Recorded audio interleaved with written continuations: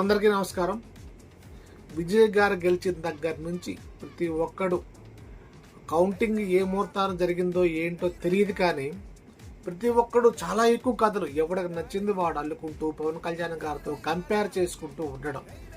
అసలు ఏ వ్యక్తి అయినా సరే ఒకడు కంపేర్ చేసుకుంటాడరా పెచ్చనా కొడుకులు మీరు. కాకపోతే ఎక్కడో ఏదో జరిగిందని, అది మా వల్లే జరిగిందని మీరు పులుముకొని 10 మందికి రాసి దరిద్రాన్ని మీకే దరిద్రం వచ్చేలా చేసుకున్నారు లాస్ట్కి.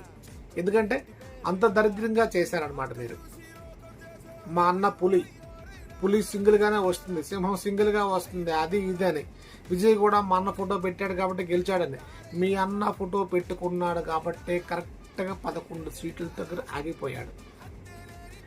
దరిద్రానికో తెలియదు కానీ మీ దరిద్రం ఆయన కట్టిందో తెలియదు కానీ ఆ 11 సీట్లు కూడా వచ్చేటివిరా మీ దరిద్రం లేకపోతే.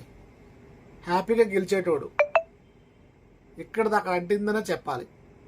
అందువల్ల ఇలాంటి కంపారిజన్స్ మానేసి అందులోకి అన్న సింగిల్ అన్నారే, ఇప్పుడు చూడండి అన్న ఎన్ని జెండాలు కప్పుకొని వచ్చాడు. విజయ్ గారు ఇందులో మీ తప్పు లేదు, మీకు సంబంధం కూడా లేదు. మా ఏపీ రాజకీయాల్లో మా ప్రజల్లో ఈ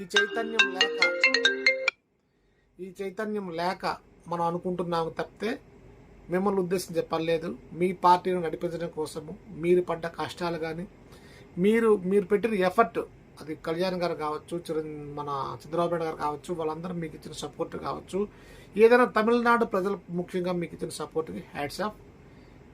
అందువల్ల మా ఎదవలనే మేము తిట్టుకుంటున్నాం తప్ప మిమ్మల్ని అనట్లేదండి. హ్యాపీగా పరిపాలన చేయండి. పేటీఎం బ్యాచ్ ఫోటో చూశారుగా, ఎంతమంది ఎన్ని రకాలు ఇవి పెట్టుకొని వచ్చాడో, ఎన్ని జెండాలు కప్పుకొని వచ్చాడో. నోరు మూసుకొని కంపేర్ చేయడం మానేయండి. జై హింద్.